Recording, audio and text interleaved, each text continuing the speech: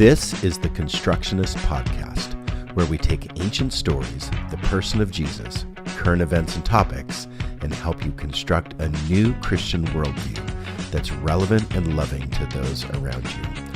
I'm your host, Kevin Bates. I'm a semiotician and community builder, looking at the signs of the times to build a better future together.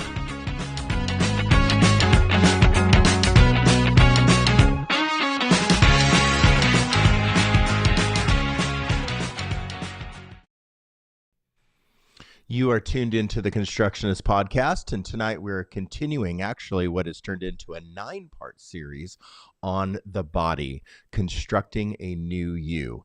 So tonight's topic is nutrition and fitness, part 1, and we'll be discussing how nutrition and fitness affect your body. We're going to look at theology, we're going to look at science, we're going to look at practicality and the application of things with the body, mind, and spirit. Next week, we actually have a special guest, Stacy Cannon. Stacy Cannon is a local to us here in Oregon, local nutrition coach, fitness coach, endurance plant-based athlete and coach, endurance race director, yoga instructor, and sound healer, also a meditation guide and expert. She is knowledgeable in a lot of things, and we look forward for her joining us next week for an interview on the body, nutrition, and fitness. So as the Constructionist, we desire for you to be able to navigate your life in the framework of a worldview that is relevant and loving to people. And part of this is getting our own house in order, learning to love ourselves so that we can figure out how to love others around us. I want to encourage you in something. Each and every week we've actually encouraged a part of this series to watch a TED.com video called The Benefits of Not Being a Jerk to Yourself by Dan Harris. The Benefits of Not Being a Jerk to Yourself by Dan Harris. I think that nutrition and fitness is so important in our lives that it's time to not be a jerk to ourselves in what we eat and what we do with our bodies. So in previous podcasts, we've mentioned before that when you deconstruct old ideas, sometimes we don't move into a new reality and understanding of how to live. So it's very easy to deconstruct the old and become exactly like we were before. So I want to be so different, like the old adage says, I want to be so different, I end up exactly the same.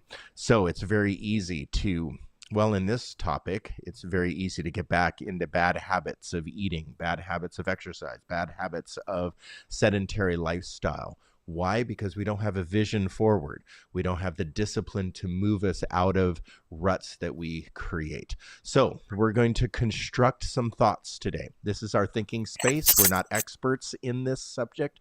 We're just thinkers in this subject, and we have a lot of thoughts tonight.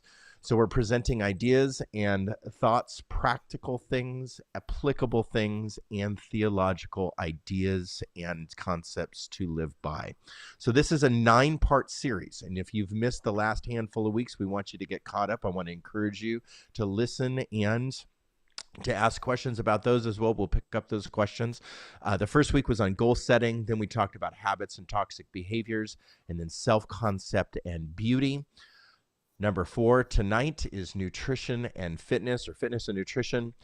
Then next week is a spiritual practice and part 2. We're doing a 2-part series on fitness and nutrition, but we are going to get into meditation next week as well. And there's going to be some crossover because Stacy is a meditation expert and guide. So fitness and nutrition, part 1, fitness and nutrition, part 2, then spiritual practice and meditation, then healthy relationships, then mental health, and then rest. Of course, we neglect that a lot.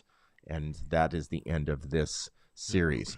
So a note to our supporters. Number 1, we want you to interact with us. We want to engage in conversation with you. And so if you're listening tonight or in the future or sometime this week, because we know that people listen tonight and then there's many others that listen through the week. And so we want you to make notes on the subject matter, ask questions in the comment box,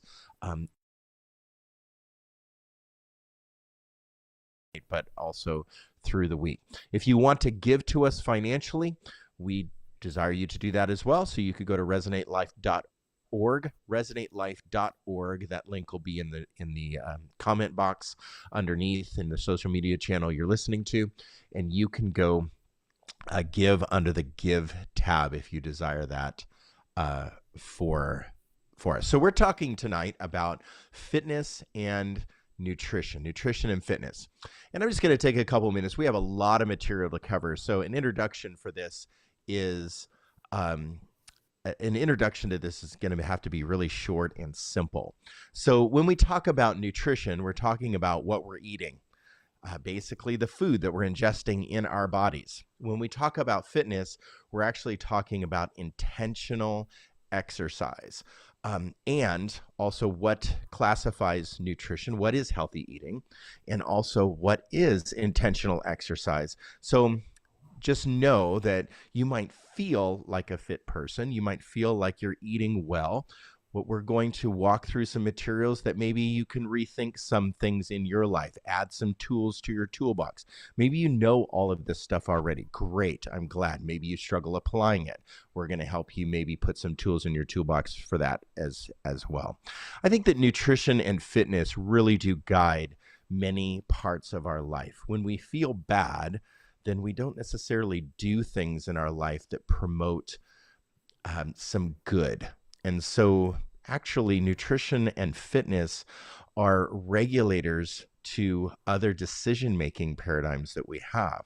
I would say that when we feel sick, like we are physically sick, it's very difficult to make clear decisions. It's very difficult to make sound spiritual decisions and sound spiritual moves in our life. So I think that fitness and nutrition definitely guide and regulate a lot. When we don't feel good, like we're again sick, it might affect our minds. It might have or exasperate some mental health type things that we're having. And so the therapy and the counseling that I've had in my life it's a holistic process. It's not just a exercise of talking or an exercise of therapy sitting on a couch and interacting with your therapist. It's a holistic approach to your life where you work on your mind, you work on your body, and you work on your soul. So I hope that you're picking up on that we want you to live a solid, relevant Christian worldview in your life that's loving to yourself and to others. And a lot of times we struggle loving ourselves, and we think that fitness and nutrition is a selfish exercise, when the Bible says, don't think about this so much, or when, maybe food is celebrated as a celebration, or a what do you call it, Jake? When you eat something for fuel or for fun, maybe you think that that's what it is, that you eat for fun more than you eat for fuel. Well, we need to rethink some things. I think make a paradigm shift when it comes to fitness and nutrition. And I hope that today helps you with that journey. Remember, we're all on a journey. Tonight is not about judgment. Tonight is not about criticism. Tonight is not about making you feel bad because you don't eat carrots. Tonight is not about making you feel bad because you're not a certain body mass index size. We're going to talk about those things, but we're all on a journey, and we all need to start somewhere. And it's just all about one foot in front of the other, making small gains and small progress that equal a lifetime of health, nutrition, healthy eating, healthy body, healthy fitness, healthy lifestyle. And we've talked about this before, the Centurion Decathlon. When it comes to your physicality, what do you want to be like when you're 100? Maybe you want to be dead. I don't want to live to 100, right? Maybe you have that attitude. Okay, 95, 90, however long you want to live, that ending point, what do you want to be able to do there? Do you want to have a lifestyle and a fit lifestyle that you can pick up your great grandkids and you can still talk and see and hear? You want a functional life, or a quality of life that meets your standard, whatever that standard is? Well, that starts with our nutrition, it starts with our fitness, and it starts now just putting some building blocks together that you can reach your Centurion Decathlon. So I hope that you get something out of tonight. All right. But first, before we get into applicable, practical things, we need to start with some foundational theological things and philosophical things and some science to kind of put it all together. So, Sharia, you're going to talk about the theology of fitness and nutrition. Take it away. Right. Yeah. So when we're talking about fitness, there's really not a whole lot to be found in the Bible about physical fitness, with some exceptions in the New Testament with writings that are attributed to Paul. And in these cases, we have instances where physical training is used as a metaphor for spiritual training. So 1 Timothy 4:8 says, "For bodily discipline is only of little profit, but godliness is profitable for all things, since it holds promise for the present life and also for the life to come." You've also got 1 Corinthians 9:25 saying, "Everyone who competes practices self-discipline in everything. The runners do this to get a crown of leaves that shrivel up and die, but we do it to receive a crown that never dies." So why was Uh, Jesus in all these pictures I see so ripped? That's what I want to know. Jesus is like right? jacked in these pictures. Probably because he was a carpenter, right? Oh, that's true. Yeah, okay. I'll try. I, I think it's worth noting with these scriptures, the emphasis placed on the spiritual over the physical, and that separation of spirit and body is more of a Greek thought than a Hebrew one, and it's one that I don't honestly think serves us very well when it comes to being whole human. So, not a fan of Paul in this particular instance. Wow, okay. That's bold. So what do you mean that you're not a fan of Paul just in the way that he's writing, or do you think that he has a cultural emphasis? He's trying to address something different that we're not seeing. That could be it too. Yeah. Just trying to be nicer to Paul than Yeah. I get out of town. Right. A little bit relatedly, though, I was thinking about the original command given to humanity in Genesis. So be fruitful and multiply, fill the earth, care for the earth. And thinking about how in Genesis our bodies are made from the earth. So there's this idea of mutuality and reciprocity and care. Like tending to our physical health is tending to the earth is caring for our physical health. And I think that's a more holistic thing. It doesn't necessarily touch on, having an exercise regimen or whatever, but I do think it addresses our physical makeup in a more holistic way. Mm. Also, I just think that implicit in the idea of loving others as ourselves is that loving ourselves involves caring for our bodies, which includes fitness. Yes, and we know in the history of what happened post Christ, there would be a culture theology of Gnosticism that emerged pre and post, and so the Gnostics didn't care either. They cared so much about the body that they became very basically puritanistic about the body, or they just hated the body and they didn't care about the body at all, because the spirit was good, and the body was bad. And so that was expressed in multiple ways, or probably tons of ways. But we know that there was a movement to not care about the body at all that was looked down upon. And I think we see discipline a lot throughout Scripture. Whoa, I just got zoomed in a lot again. I'm sorry. I'll scoot back a bit. I don't know what happened there. So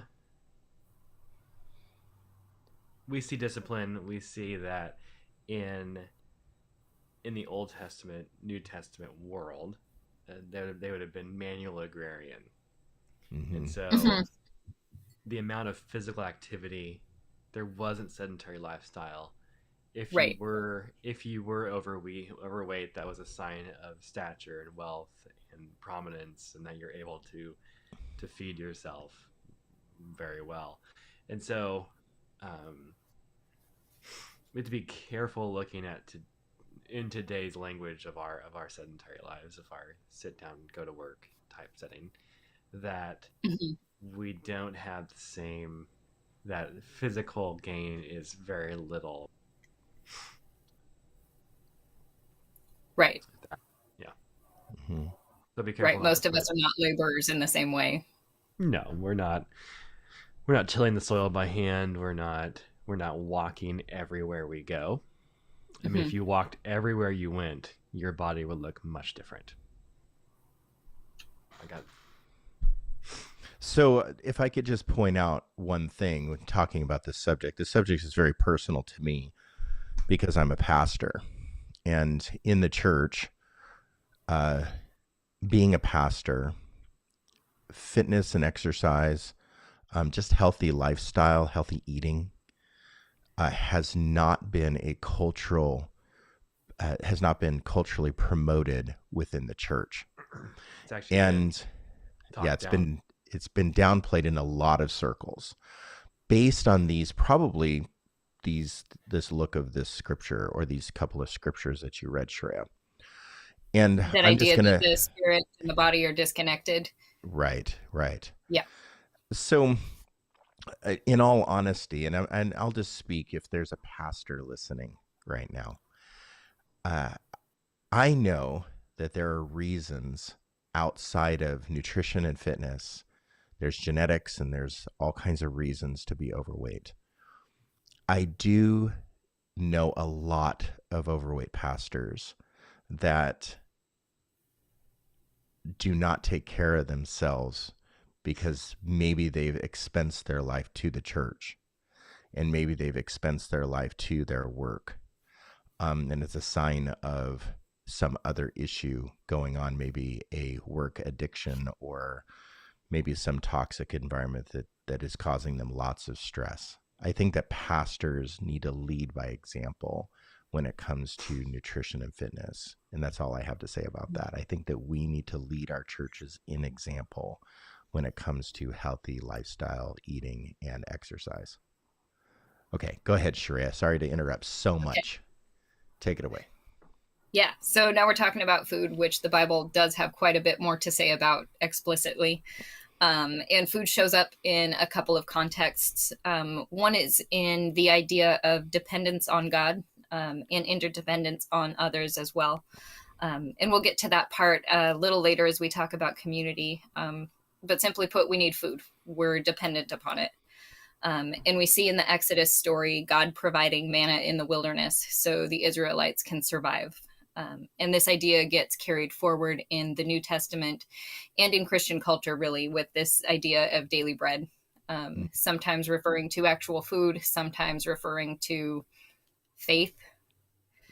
I think something related to dependence that also comes up is the idea of appetite and shame. There are verses like in Proverbs that warn of an unchecked appetite. And while I do think that overconsumption is a negative thing about our culture, I think that these verses have led us to feel shame around our individual appetites. And because we need food to survive, we then associate these verses about greed and overconsumption with our normal need for food, and can end up feeling shame over having needs and wants. Like the evangelical cliche that Jesus is all you need, can be really shaming when your human body wants something. And I think that this is a message that has been especially harmful for women, who are expected to be in more of a caregiver role rather than a care receiver role. That further requires women to ignore their own wants and needs for the sake of others. And that can contribute to unhealthy relationships with food. Mm-hmm. Yeah. Thank you for bringing that up. Yeah. Another way that food shows up in the Bible is as a part of worship, mostly through sacrifices. So there's the idea of first fruits, giving back to God the first portion of your harvest as a sign of gratefulness.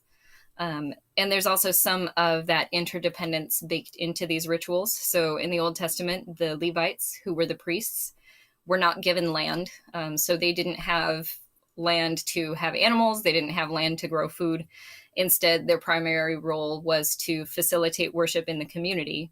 And so community sacrifices would often be eaten by the priests and their families.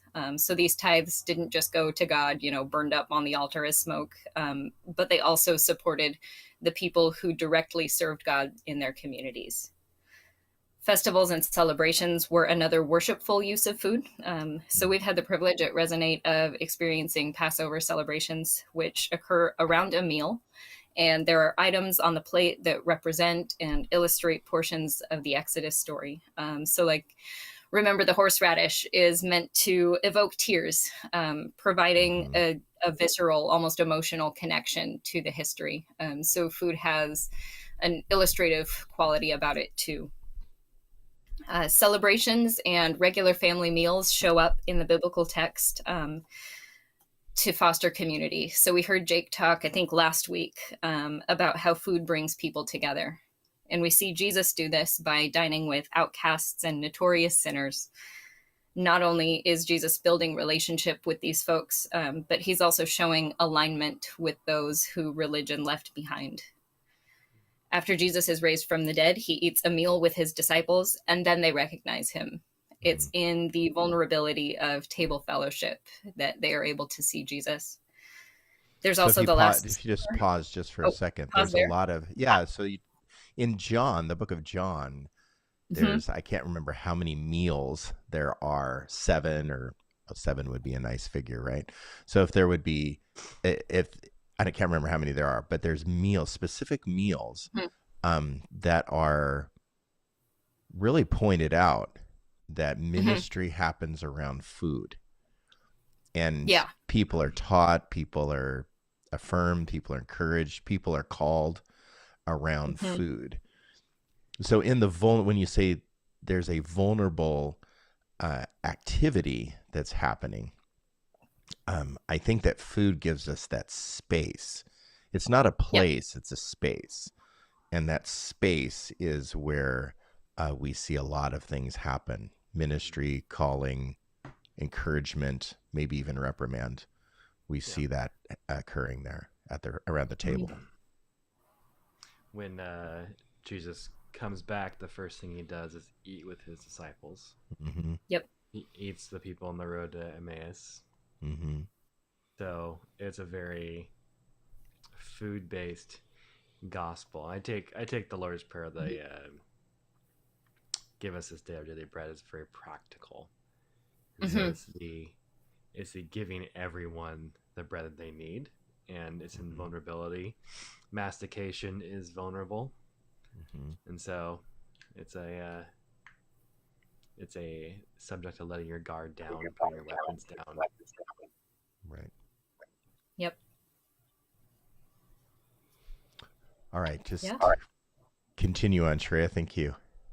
Yeah. The last thing I wanted to talk about was the Lord's Supper and the church's tradition of communion. So the Last Supper was the Passover meal that I just mentioned. It was a full dinner with at least 4 cups of wine. And after Jesus' death and resurrection, the early church would gather for a meal. This was their communion. It was a full meal. And eventually it became the small piece of bread and the sip of wine or juice. And I'm curious if that move has more to do with the practicality of feeding a large congregation a full meal every week, or if it reflects communion becoming an increasingly symbolic ritual. But either way, I think the important part is that we eat it. It becomes part of us. We are what we eat. Yeah. It's a meal that's not purchased. It's called the love feast. And if you read through the New Testament and other writings, I think why it got scaled down is because people were partying so hard that 4 cups of wine. 4 cups of wine and more. And you look at Jesus' first miracle, he made water into wine. And so there's a lot of partying, there's a lot of community, there's a lot of eating, there's a lot of feeding the people that probably don't have. So I have a prediction about what you said, Sheree, in the beginning, that there's Okay. not a lot said about, not prediction, theory. I have a theory about Okay. what you were saying in the beginning, that there's not a lot said about exercise or fitness in scripture, but there's a lot said around food, Yeah. right? So Hmm. my guess is food was a normal, natural exercise around celebration, festivals, feasting for Hmm. the Jewish people. But exercise, as you said, was possibly because of what, uh, maybe a Greek, there's some kind of Greek context. And there is a Greek context to exercise. And so exercise would have probably been thought of as pagan, Oh yeah. Mm. because of what Greeks did with exercise in the gymnasium. So gymnasiums were, that place where, debauchery and sin and such was rampant, they would have thought. So probably steering away or even thinking, well, that's not profitable for you to focus on Hmm. that, probably would be just because of the cultural, what Greeks did with exercise versus there was a very consumer lifestyle to Greeks. And so promoting Hmm. food around a table, familial, friends, gathering people around, probably would have been maybe a little anti-Greek. I'm not sure what Greeks did with food, but that's just maybe a guess. It's great. Good guess. Yeah. Hmm. So there's Sounds like a something good theory. to good theory. Yeah. Well, thank you. I think that theology and science marry one another, and I don't separate science from theology anymore. So I think that there's things in science that can support theology, things in theology that can support science. And we don't need to make them exclusive of one another. They can work together in harmony and tandem and synergistically.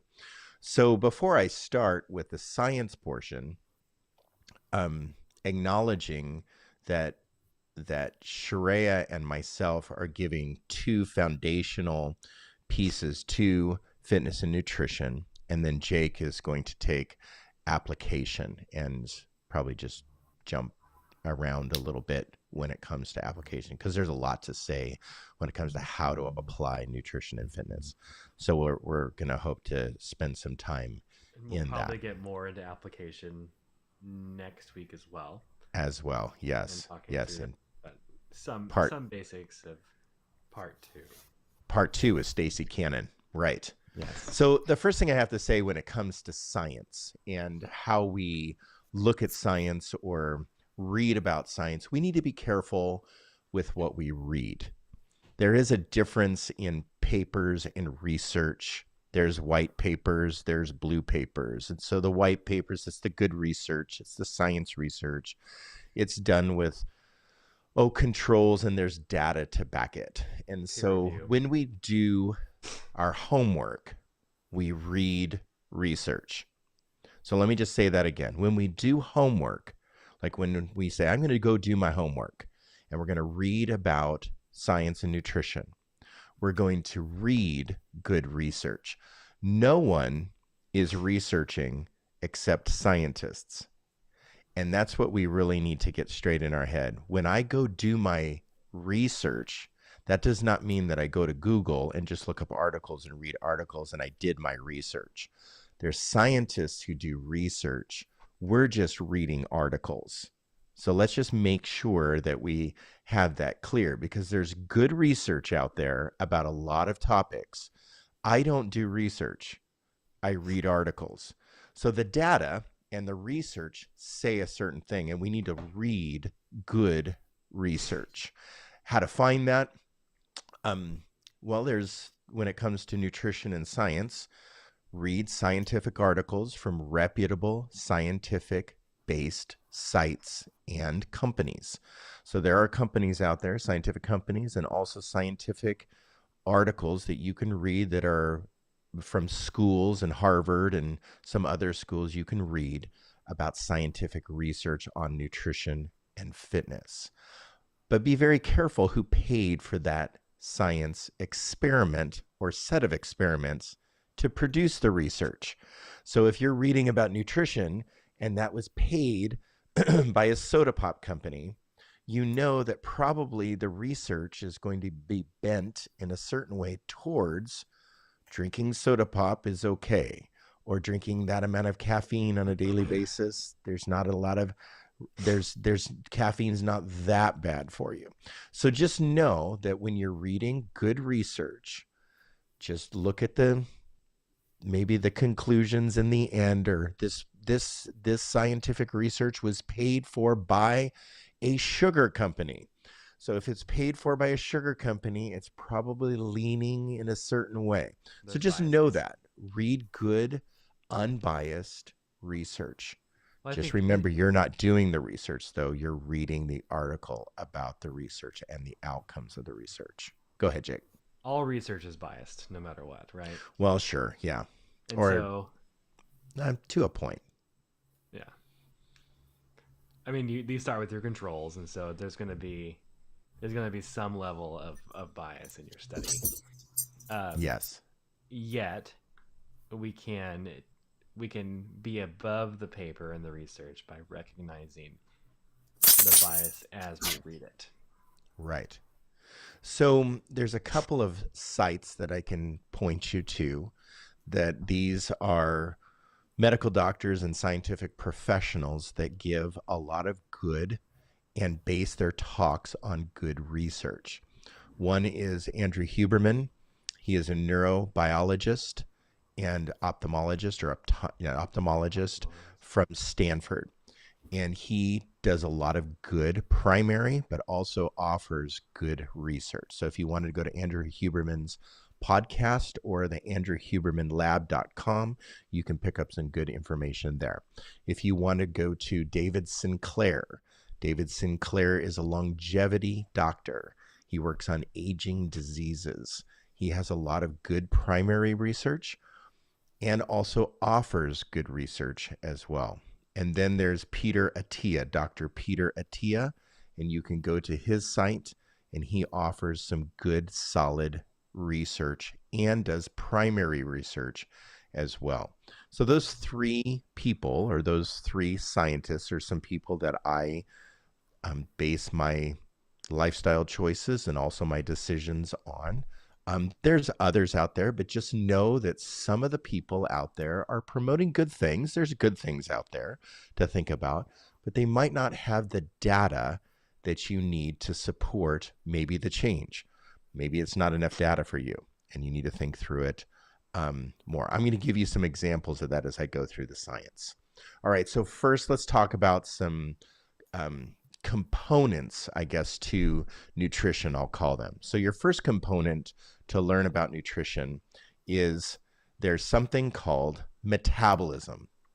So when you eat food, how you digest that food, the amount of calories you pull from that food, it's the process by which the body changes food and what you're drinking into energy.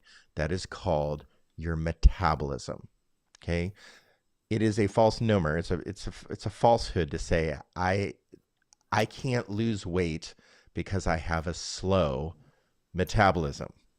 Okay, so that is just language that I don't use anymore, and it's just not really backed by research. There's reasons why your metabolism might be, quote, slower or faster, but people with fast metabolism have weight challenges, fat challenges, body fat challenges, and people with slow metabolism have body fat challenges.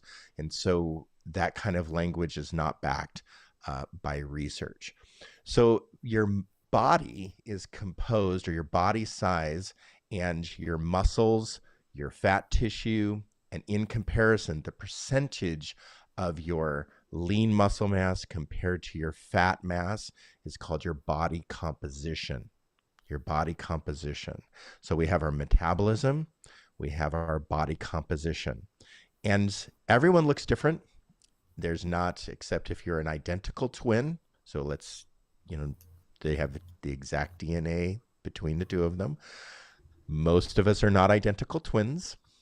We all have different body compositions. We all have different metabolisms, how we metabolize food, in what manner, the efficiency of metabolism, all based on different outside and internal factors. Our genetics, our outside influences, our stresses, what we're actually eating, how fit we are in that moment that we're eating that. It all is a factor of how we process foods. So just know, and I hope that through this that we can hopefully be motivated to make small changes that lead to bigger changes that lead to a lifestyle of health and fitness. The next term that I'm going to give is macronutrients. So we have our metabolism, we have our body composition, and now we have macronutrients. If you want to throw up that picture, Rob, macronutrients are the nutrients your body needs in large amounts. So this is our carbs, our proteins, and our fats. Our carbs, our protein, and our fats are called macronutrients. They're the nutrients that give you energy, and are called, some people call them macros. I need to calculate my macros. Mind Those your are macros. What did you say? Mind your macros. Mind your macros, right. So macronutrients contain the components of food that your body needs to maintain system and structure, like bone density and lean muscle mass and such. So you need all three of these macronutrients in order to have a healthy diet. Everybody, then our next term, everybody burns a certain, every day, a certain number of calories. And our calories are systems of energy. And I'm not going to tell you exactly how they calculate calories and how they do that. You can look that up later. But everyone has what they call a basal metabolic rate. Your basal metabolic rate is you can pull that picture down, Rob. Your basal metabolic rate is the number of calories that you are burning at rest. Just when you're laying on the couch doing nothing and just barely breathing, that's your basal metabolic rate. Now, there's all kinds of calculations to find your BMR. Your BMR, that's what they call that for short. Your BMR is the basic, foundational, lowest amount of calories that you can take in to maintain homeostasis. Can you give me the difference of basal metabolic rate and resting metabolic rate?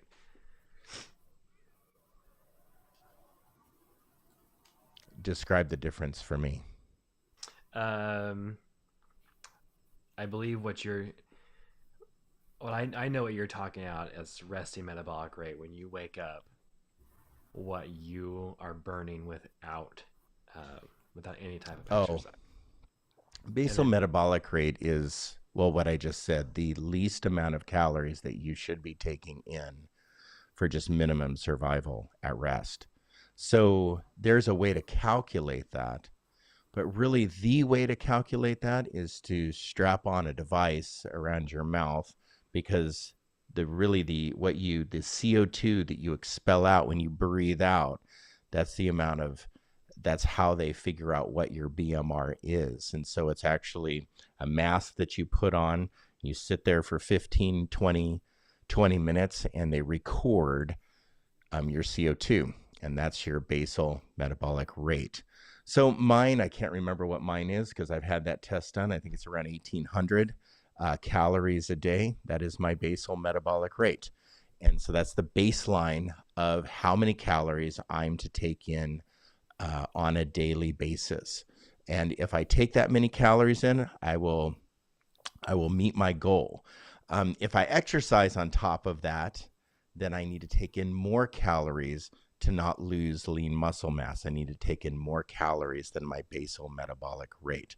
In order to lose weight, okay, they talk about calories in and calories out. Let's just use that equation. I know that that's not necessarily a good equation to use, but if we use that equation, let's say my basal metabolic rate is 18, and I take in 2,500 calories for that day, but I exercise and I burn, let's say 800 calories on some big old long run that I do. So I need to eat more in order to just not burn and chew up lean muscle mass. In order to lose weight properly, I usually do a deficit of like 200 or 300 calories. So you can't lose weight fast.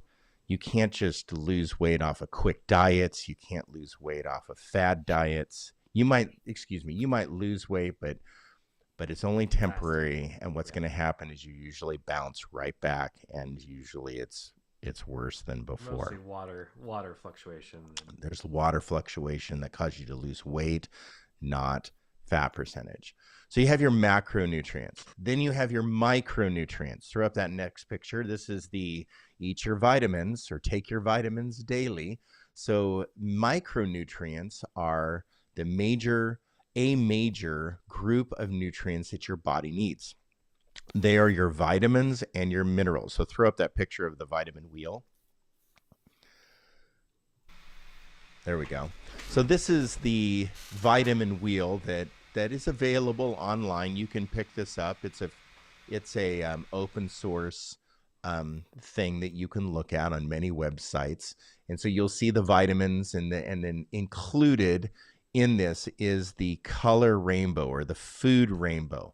This food rainbow, different colors of food represent or show that it contains different vitamins and different minerals within it. So that which is green, you can see green leafy vegetables up there are going to be high in E, K, and A.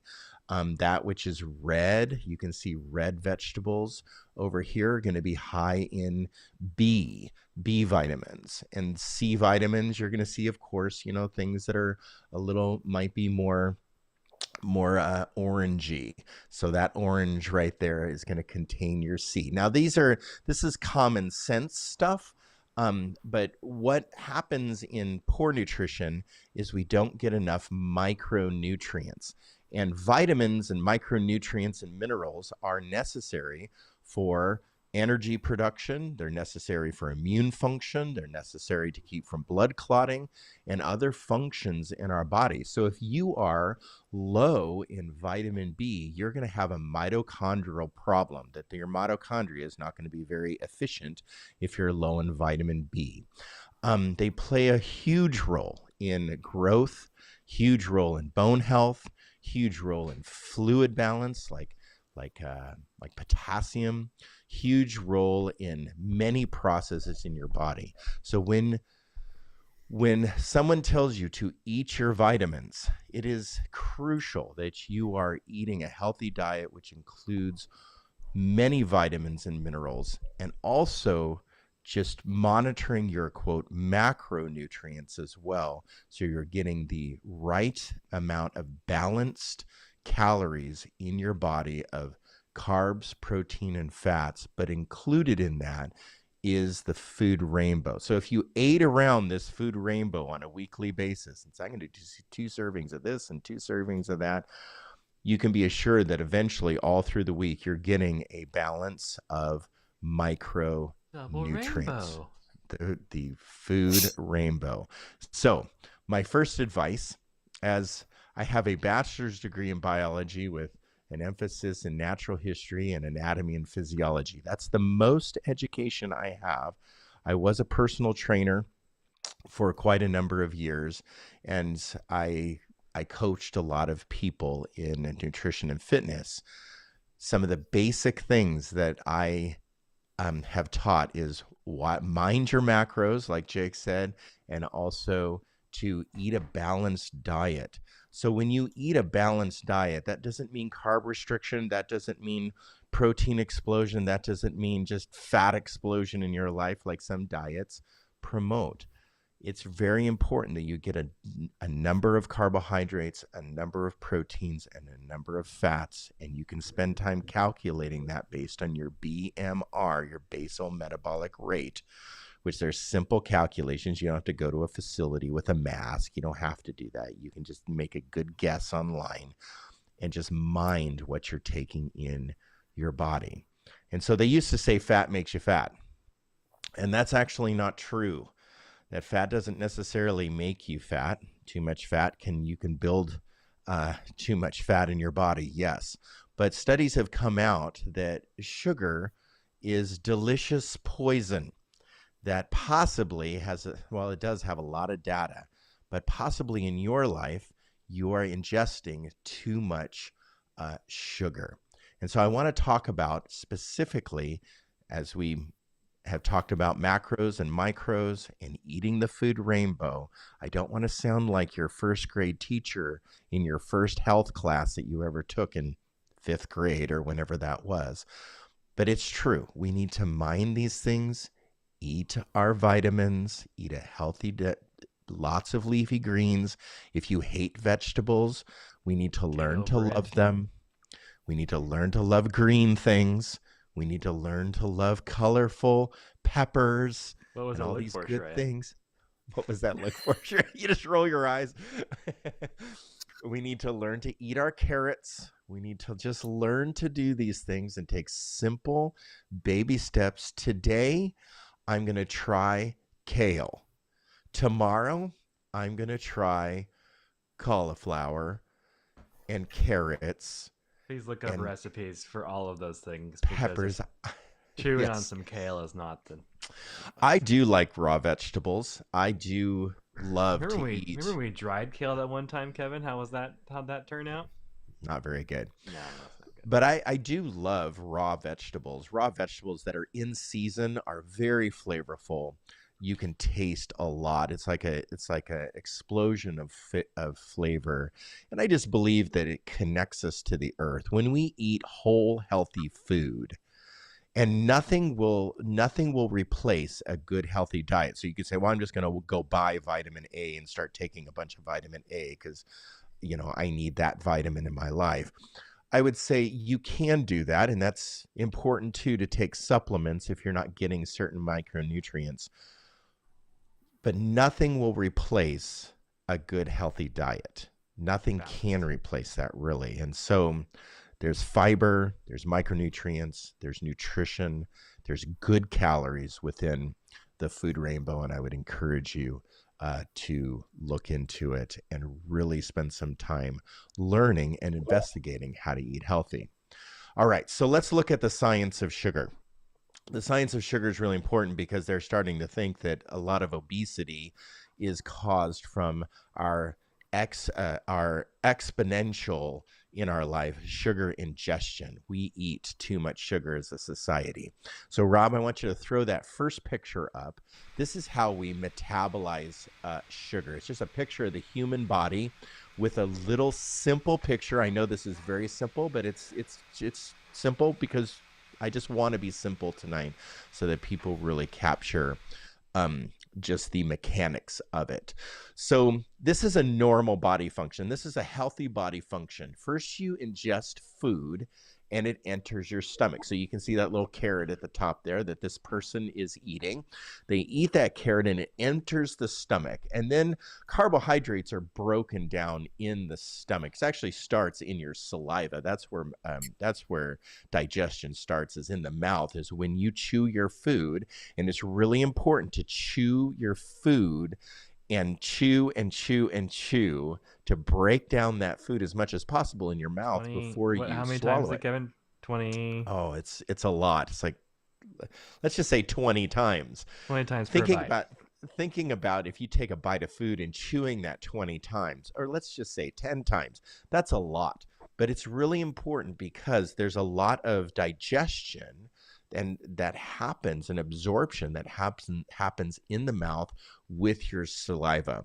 But carbohydrates enter into our body and an enzyme breaks those carbohydrates, and carbohydrates is just a macronutrient, right, that our body breaks down into glucose. One of the main components is glucose. That glucose then is allowed to absorb into our bloodstream. So you can see that from the stomach, that little red ball that's coming out of the stomach on this diagram, that is a glucose molecule that's coming and entering into the bloodstream. At that point, your brain triggers your pancreas. Maybe you've heard of your pancreas. Oh, you've hurt my pancreas, right? So you've maybe have heard of the pancreas. The main function of the pancreas is to produce and release the hormone insulin. Insulin is then, that also enters the bloodstream. So you can see that little blue triangle that enters the bloodstream at that point. The glucose has entered into your body, and because of the insulin, that now can enter into the tissues of your body. So it can enter into your liver for storage. It can enter into your muscles for glucose storage. So when you do a glycogen release lift in the gym, that means that you pump, 12, 15 times on your bicep curls. It's a glycogen release, using the glycogen out of your muscle storage. And so insulin allows tissue to absorb glycogen. So go to that next picture. I'll show you how. So this is a blue cell. The cell is blue, and you'll see a glucose channel. That's where the glucose is going to enter into the cell. That is an uptake channel, that there's an uptake type of receptor there. And then the insulin receptor, the insulin attaches, and this is the magnificence of the human body and the way that God created us. The insulin, the cell has an insulin receptor that the insulin attaches to, triggers the cell to open up the glucose uptake channel, and then glucose, sugar, enters into the cell. That's a normal human body healthy function. The cell at that point then does something with that glucose. And one of the main things that cell does with the glucose at the mitochondrial level, the brain of the cell, it turns that glucose into adenosine triphosphate, which is ATP. That's the energy molecule that you need to box in the gym, that punching bag, or to lift those weights, or to run and pick up your kids before they run across the street. That takes ATP, energy that your body has, that's converted glucose into ATP. This is the energy molecule. If you're a healthy person with a healthy amount of sugar or carbohydrate that's been converted to glucose in your diet, then let's say in a perfect world, that glucose is then, the extra glucose is stored in your liver and your muscles. So in a future day when you need it, you can tap into it to produce more ATP. But in our imperfect double cheeseburger, double large fry, chocolate malt world, right?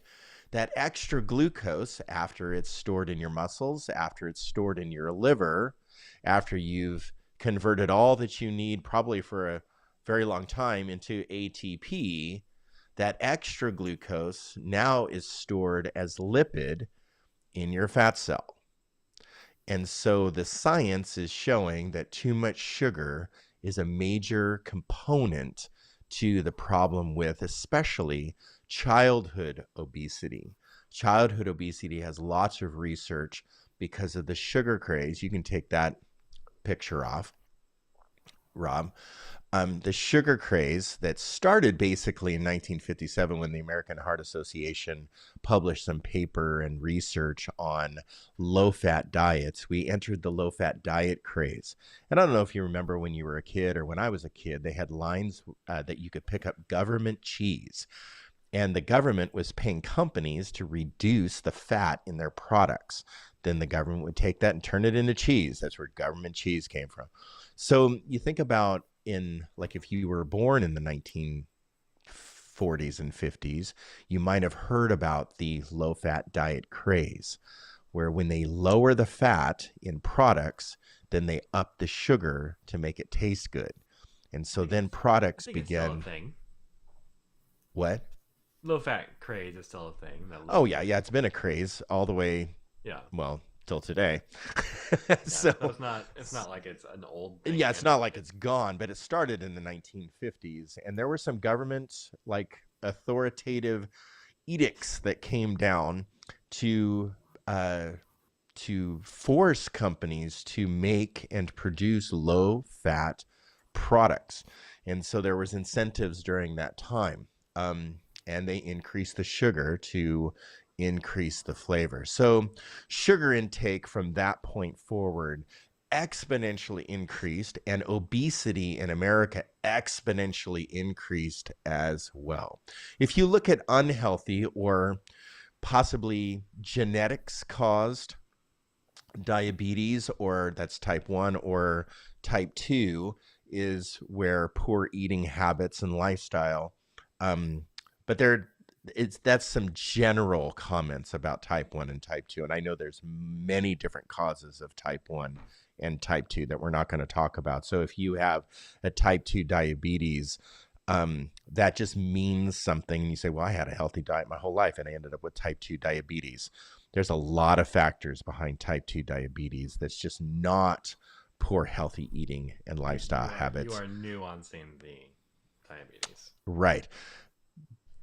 But type 2 diabetes, the major proponent of type 2 diabetes, has been known to be lifestyle and poor eating and fitness habits. So go ahead and throw up types of diabetes, and you'll see then our healthy figure on the left. That's healthy metabolism.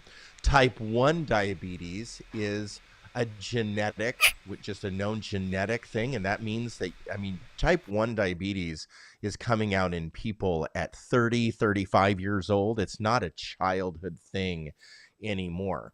And so type 1 diabetes is that middle picture. We ingest food, same process. Our body turns that into glucose, or breaks it down rather into glucose. Glucose enters the bloodstream, but the pancreas is not producing insulin. So there's this weight put on the pancreas that is just not working correctly. And so therefore, there's no insulin then to trigger the cell to take the glucose and absorb it through the uptake channel into the cell, in the tissues like muscle, and tissues like liver, and into lipids that are stored as fat, which can be used as energy as well. So type 1 diabetes, then of course the blood sugar then increases and increases over time. That's why you need to take insulin in many different ways, pumps and injection and such, to increase the insulin in our bodies. Type 2 diabetes is a little bit different, but there's the cells do not have a functioning insulin receptor, so they become insulin resistant. So you can see up there, you take in the food, it enters the stomach, you produce glucose that absorbs it. You don't produce good, you breaks down into glucose that's absorbed into the bloodstream. The pancreas is trying to function because it's worked for a very long time trying to produce insulin. It produces low insulin levels that enters the bloodstream, but because the cell is struggling having, or does not have, proper insulin receptors on it, then it's not triggering the cell to open the uptake channel so that it can absorb glucose into the cell. So therefore, then your blood sugar then increases, and you have to take a pill, shot, or pump in order to control your type 2 diabetes. So the difference that I know, just in my limited knowledge, is the simple difference between type 1 and type 2 is cell resistance to insulin. That glucose is not entering due to insulin resistance on the cell because the cell intake. All right, so let's just move quickly on to one other topic that I have to cover. Can Yeah. I say one thing? Yeah, of you can course. pull it down, Rob. So you talked about sugar. Yeah. There are lots of different types of sugar. Yeah. So the three main that we have are glucose, sucralose, and fructose. Sucrose and Sucrose, fructose. sorry. Yeah. So the fructose is the main driver of obesity. Can be, yeah. It is in 74% of all packaged foods under 61 different names, which is just a huge amount. And so we talk about like how much sugar is around us. It's a lot. And the average American consumes more than 60 pounds of sugar a year. Right. Which is, we get 50-pound bags of sugar at the shop, and it's already gross.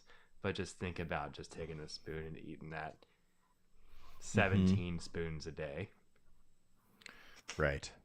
It's a lot. Can I say something about that though too? Go for it. Like you were just talking about how it's present in packaged food. All the sugar is present in packaged foods. Earlier, Kevin was talking about how companies receive, I assume, government subsidies to produce low-fat but higher sugar food. In the past, yeah. So I just want to highlight that while a lot of people do have a lot of shame around food and around their eating choices, I just want to make a note that sometimes we don't have great choices. Yeah. And absolutely. ease a little bit of the personal responsibility that comes up in that conversation. What's a real bummer about this conversation is some of the cheapest things that we can buy have the highest sugar in them. And so poverty, when you package poverty with this conversation, there's a whole nother level of the layers of poverty that are causing disease, metabolic disease, diabetes, and such in our society. That is just, it's sad, unbelievable, unbelievable. You start talking about food deserts and people's access to even basic groceries. Right. Oddly enough, we live in a food desert, but what is a food desert? Yeah. Sure, what's a food desert? But we have the means to go outside of these boundaries in order to feed ourselves, right? Trey, you live in Newburgh. You're not in a food desert, but Sherwood is in a food desert. I forget what's the difference. Access, and so it has to. You have to have more than one grocery chain per every 10,000 people. Okay. And so we have two, and one of them is not. I shouldn't use names. But just think about the options that we do have in Sherwood. We're in a food desert. No small retailers. It is just large and expensive grocery options that people can't afford good options. Right. And when the low-fat craze, though, Sharia, when the low-fat craze started, that was based off of some research that they had, that they made decisions on that research and started promoting low fat. It had nothing to do with access.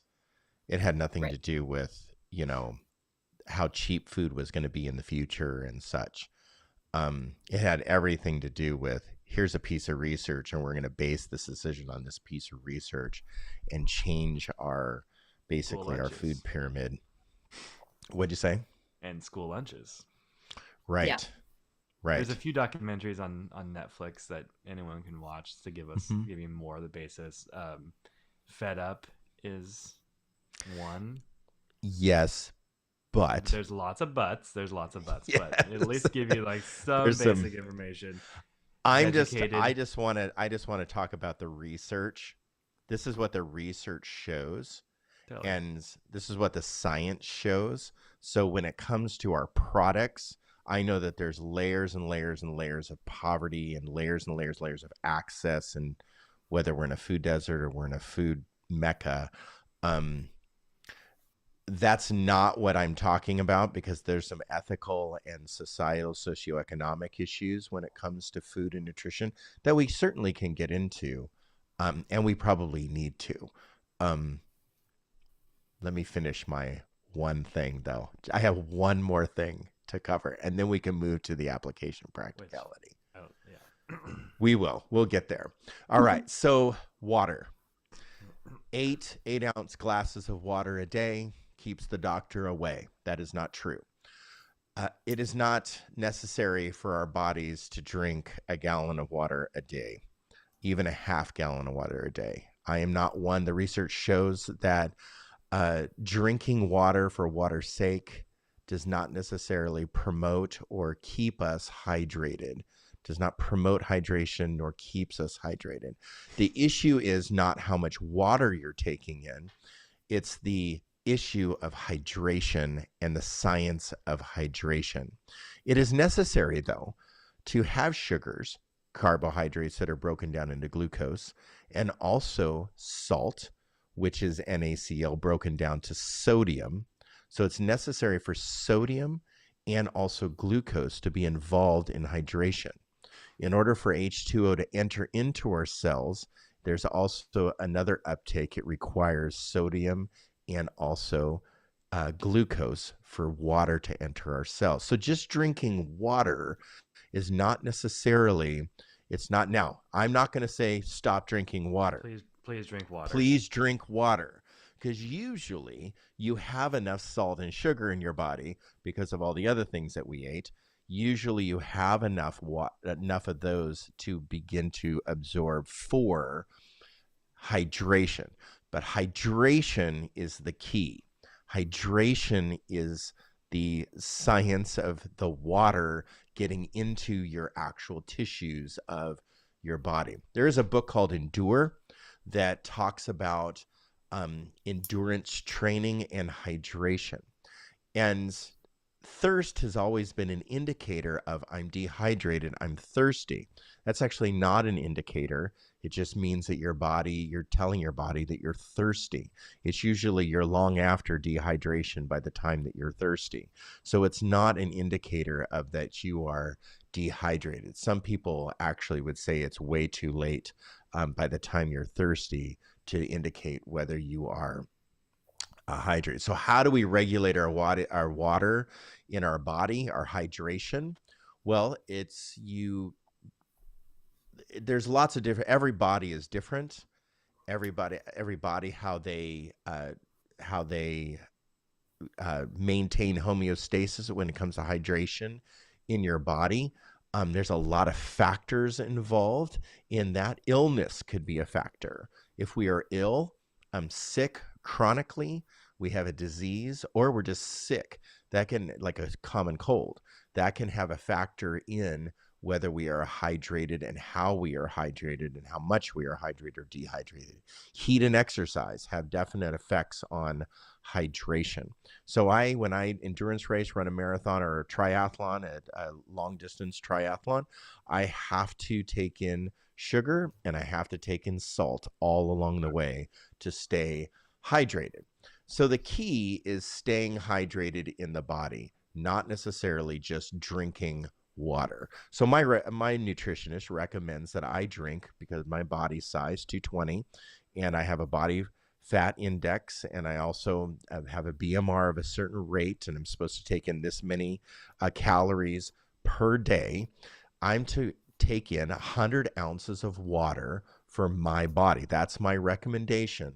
Yet she wants me to add salt and maple syrup to the water. So I add, you get used to it, but you add salt and maple syrup, just a little bit of, it's a tiny pinch of salt and a teaspoon of maple in a 60 or 32 ounce Nalgene bottle or whatever. You add that to that, and that will keep you hydrated.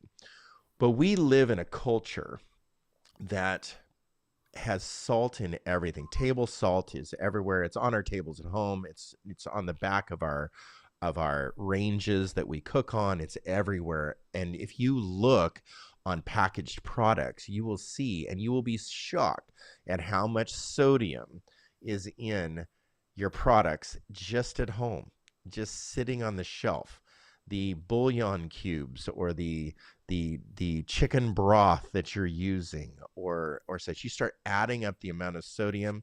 Sometimes just in one small meal, you can eat your daily allowance of what is it, 1,800 to 2,500 milligrams of sodium, the recommendation is. We get plenty of salt. And some of us are salt sensitive. And whether or not, based on your uric acid levels in your blood, based on all kinds of factors of genetics, salt can have a great effect on your body when it comes to high blood pressure, when it comes to heart disease, when it comes to aortic challenges in our heart. Our kidneys can be affected, inflammation of kidneys. So our renal system actually tells our body to expel or to resist expelling water and urea from our body, including in that expulsion salt. And so our body is very resilient when it comes to keeping a balance of hydration and salt and such in our body. Yet if we're drinking gallons of water a day, just know that that's difficult on the kidneys. You can have an inflammation of your renal system, but also you might be flushing potassium, calcium, and sodium out of your body at the same time. So your electrolytes, they call that, or your micronutrients, as the word we learned tonight, could be affected. So when it comes to training and exercise, nutrition, it's very important to first mind your macros, eat your rainbow, hydrate your body, maintain a moderate amount of sodium, do a recommendation. Some people are not affected by sodium. They can take in tons of sodium, 8,000 milligrams a day, and it doesn't affect them. Somebody like me, possibly can take in 2,500 and my blood pressure increases. So we have to be very careful about how much sodium. You're getting plenty of sodium. Just look on anything that's packaged flour. So not just a package of flour, but anything that's made with white flour that's packaged in your cupboard or your refrigerator. Just look at the amount of sodium in that. So let's go to some practical application. It's 9:13, and I do want to get to the practical. That science took forever. Thank you for holding with me.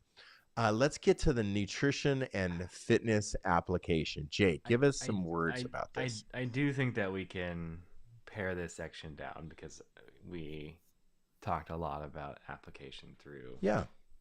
And so even next week is going to be mostly about application questions and stuff like that. Hopefully we can have some great questions being asked. Please. The one Stacy Cannon. Stacy Cannon next week. Sound healer, meditation guide. I might need sound healing after tonight. The idea with nutrition and making it practical is that everyone and everybody, not just everybody, but everybody is different, but it's also different in every season. And so what's working for you now may not work for you tomorrow, but you adjust and you learn where you're at so that you can be a student of your body. And so Sharia talked about the very first thing that God commissioned humanity to do is to be skillful masters of creation. And it's also is looking at our bodies and researching them and knowing how they work and knowing what we're taking in, understanding the difference between a lipid, a carb, and I'm just spaced that last one. Fat. No, fat. Where am I at? Protein, fat, and carbohydrate. Yeah. My brain is a little bit foggy right now. An idea for diet is that the average American spends 6.4% of their annual income on food. There are only 8 countries in the world that spend less than 10%. We're by far the least. Everywhere else is up in the 30s to 40%. Mm-hmm. And so we think and we live that food should be cheap, should be the cheapest thing that we do, cheaper than rent, cheaper than anything else. But food, water, shelter, it's one of the most important things, and we spend the least amount of time thinking about it, the least amount of time knowing about it. and the least amount of time, and least our budgets following through with it.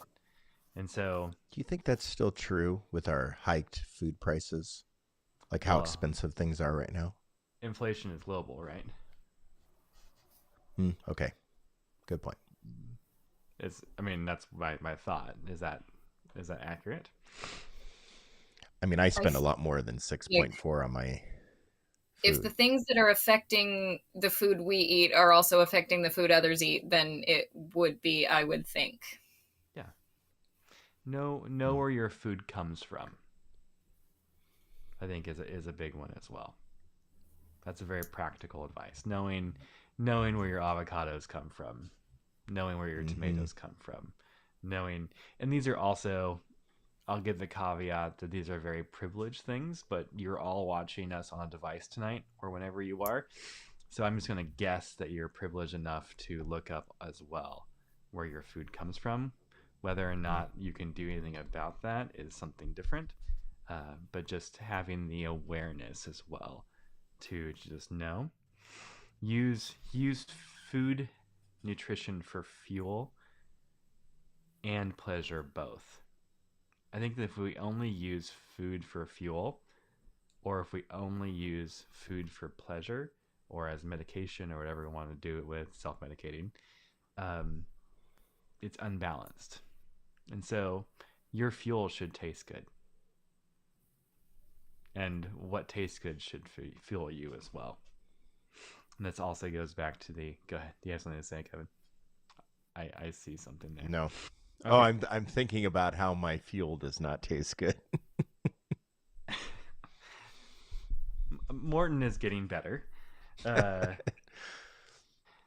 yeah, so there's an evolution of sports nutrition out there that I'm not even wanting to get into tonight that we don't really need to. But just know that your body needs it, but also your mind and your soul need it as well. And so just make sure that your stuff tastes good. If I could encourage one thing with your diet, it's not to change anything. It's just to read the package, read the label, and to track your calories. Mm. Just track it. Just see where you're at. My BMR or RMR, I think I got my RMR tested with the mask thing, was 2,450 calories resting. I struggle consuming that much a day. It is super hard. Mm. And so like on the opposite end of things, you can also consume too little and still have the same metabolic disease that someone that consumes too much as well. So yeah, track your calories, read the packaging, read the labels, know what you're taking in. And also to eat to live, you know that the healthier option will always make you feel better in the long run. So making that healthier option. Any thoughts so far? Keep going. Keep going.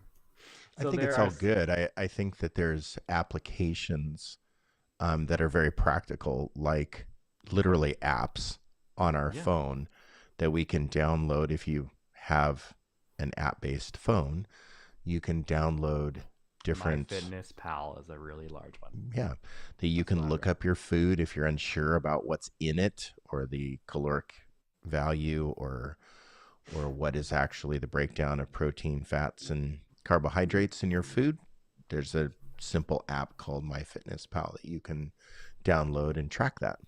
Yeah. So I'll never tell you how or what to eat, and we call that what to eat kind of the diet. Mm. There are some diets that I don't think are fads that just try and see how they make you feel. Diet is about trial and error, and to see like what makes me feel the best. Some big ones for me are the anti-inflammatory diet, and so all food's inflammatory no matter what. But we can make options and choices to make those inflammation processes the easiest on our body. And so there is a full protocol on anti-inflammatory diets. and even foods that do take inflammation out of you in the long run. There's what's called the blue zone diet, and that is looking at the places where people live the longest and eating the same way that they do. And so it's very plant-based. There's some proteins of not predator fish, but the lower level fish, sardines, what would it be like? Anchovies. Yeah. Very, very few proteins that are predator proteins, especially. Mediterranean diet. And that's like high in oils and fats. So like on that side of things. Pastas, whole grains, not just white flour. Then you have like the low carb diet or carb cycling. I'm not a fan of keto. People will know that about me easily. I don't get in behind keto well. I don't think it's the healthiest option for your life, and we can talk about it later if you want to. But a low carb diet and focusing on high proteins, high fats, healthy fats, balanced omega-3, omega-6 fats as well, but also looking at healthy vegetables that are high in fiber, because net carbs, always look at net carbs, not gross carbs. And so you should be taking in lots and lots of vegetables on this diet. Intermittent fasting, look that up. Paleo, also an option. But these are trial and errors. So my recommendation for people in application is just to try what makes you feel the best. You should feel good with eating. You should feel good after you're done. You shouldn't feel unwell after you eat certain foods, bloated, other things. Thoughts? Your body is made to eat, produce energy, store for later energy, and to excrete waste in a certain way. And so if you find that you have diarrhea, vomiting, upset stomach, bloating, based on any of your eating, that could be a sign of allergy. That could be a sign of your body. It's just hard on your body. So anything that you're trying and anything that you're doing, if it's causing you to be dysfunctional in any way, in the ways that I just told you, then I think it's, maybe a natural sign to at least question it. It might be something your body does based on asparagus. But there are certain things that, like genetically, if you have, propensity towards gout, asparagus, spinach, cauliflower, just remember that not all healthy foods are healthy for everybody. And so certain things can cause, some people are very allergic to red peppers. Some people are very allergic to, that have gout, like what I just said. Or some people have gluten intolerance, or they're celiac. They actually have a diagnosed celiac, that gluten is very dangerous for them. So eating breads is not the best choice. Some people can't take in milk. Right. Some people are allergic to the actual proteins in A1 protein in milk. And so they need to be careful with how and what products they're ingesting. So eat the rainbow. Know what you're eating. Know where it comes from. Nothing replaces a good diet out of anything. Nothing. I'm excited to talk to Stacy next week about plant-based diet. Yeah, I think it's been fairly new for both of us in it, and so, and I definitely have tried every single one of those diets I listed before, but just knowing what works for me best at each season of my life and what I'm doing, the energy output, knowing what I need to do and want to do is a part of learning that. Part of the knowing where your food comes from is knowing the businesses involved with it as well. And so, as well, I'll recognize this as a privileged conversation, and just knowing how the United States feeds itself, especially with proteins and mass production of corn, mass production of monoculture, plants like soy, knowing how those things are done will affect how you eat. If you see how farmed fish are raised, you will definitely think twice about how you eat certain things. If you see how certain a huge corporation's chicken coops look and smell inside, you'll definitely think again, as you just might be a little mindful, but just knowing how things are processed, knowing how things are raised and grown. Yeah. Anyways, any more thoughts on nutrition before we move on? Just generally on nutrition, or were you going to cover some more with nutrition? General nutrition, moving forward and going back to it with Stacy. I'm trying to pare it down to where we're at. Yeah. I think that there's just that notion of all things in moderation. So there is such a thing called food addiction. And food addiction is something that we inebriate ourselves with food. So whether it be like the comfort food eating, I think just to make give special attention to the fact that there is a food addiction, that the fun side of food, somebody that has a food addiction, food is not fun. And so to say, oh, that people are just, gluttons and they're just having too much fun with food and that's what caused a food addiction, that's not the base or the foundational idea of food addiction. Food addiction is there's either traumas or hurts, habits, hang-ups, things that in somebody's life that they're using food to comfort or to inebriate, in a metaphorical sense, their body from feeling certain pains. And people use all kinds of things, including food, to do so.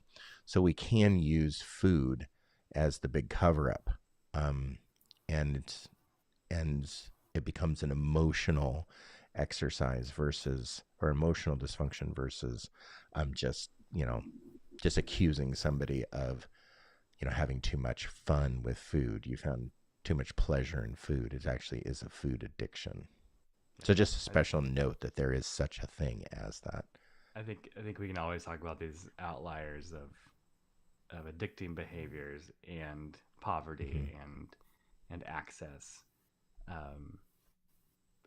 This conversation is much deeper and has more levels than I think that we can even begin to grasp. Oh yeah, definitely. And so, if we can go back to nutrition and say what is one thing that we can honestly do, is to just know where your food comes from, track your calories, and just try something new on that. Mm-hmm. And then, do you want to go through fitness? Are we running too late, or are we okay? I think we're running too late. But I do want to come back to this fitness. This might turn into a 3-part series. But I think that fitness application is really important, and we need to spend time with it.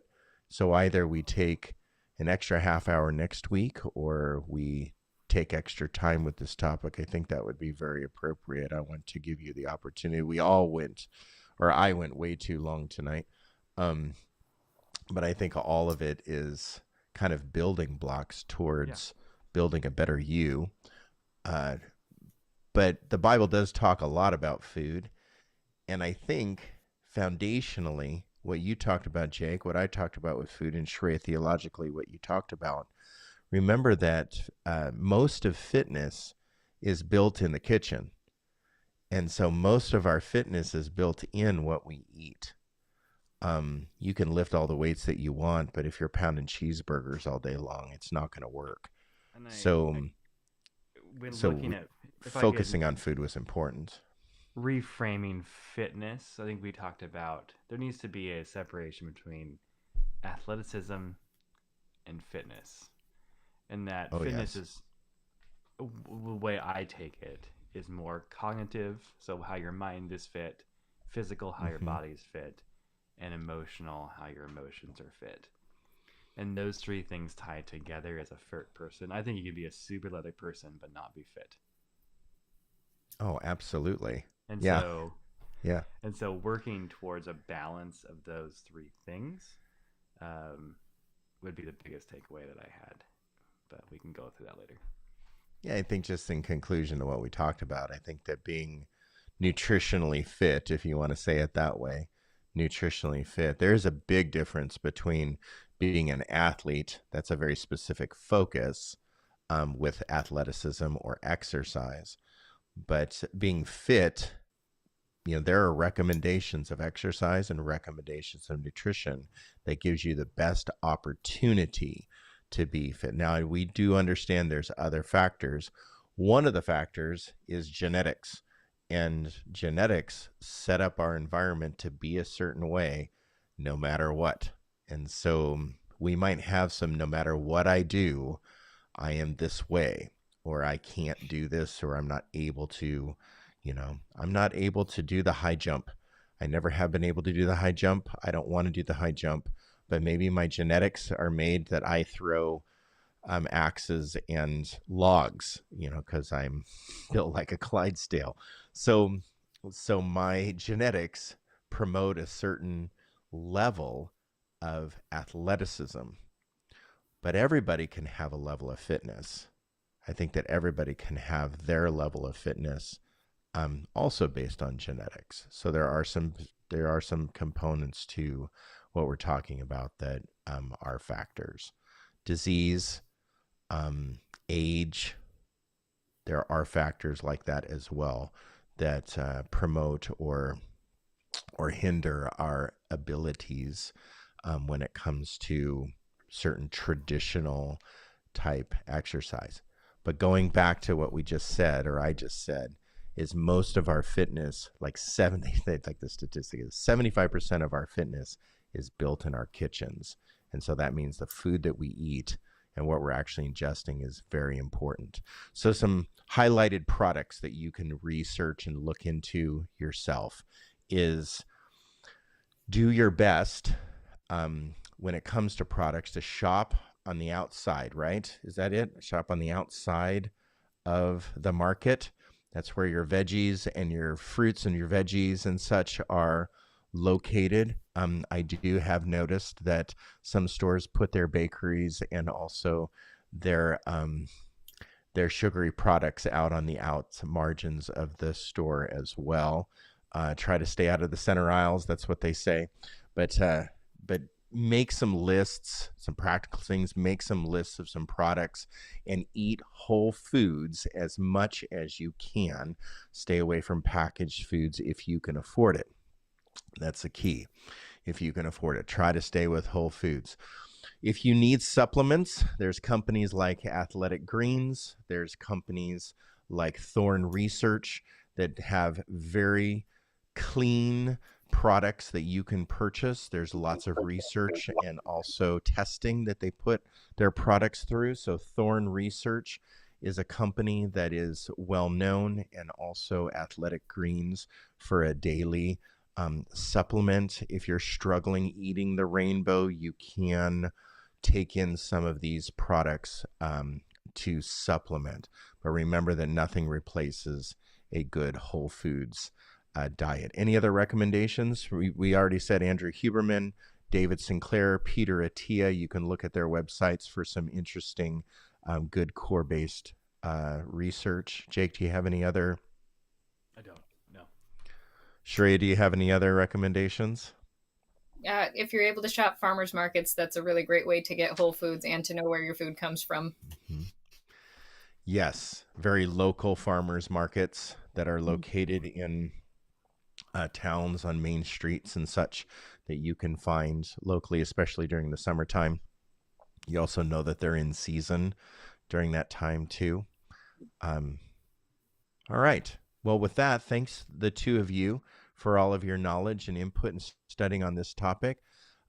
Who knows how many weeks we're going to spend with this? At least 2. So part 2 next week with Stacy Cannon. We're going to invite her on. She is a endurance triathlete, but plant-based endurance triathlete, which is very different and awesome to think about, that somebody can actually run 140.6 triathlon and do it all with plants and just plants. She's a full vegan, also yoga instructor, sound healer, and fitness coach and nutrition coach. So we're going to invite her next week to talk more about fitness and nutrition, and we hope that you join us.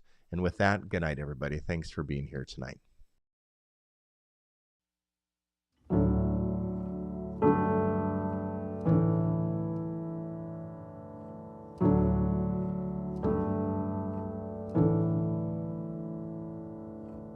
Gracious Father, we give you praise and thanks for this holy communion, the body and blood of your beloved Son. The body is broken, God's love poured open to make us new. Lord, make us new.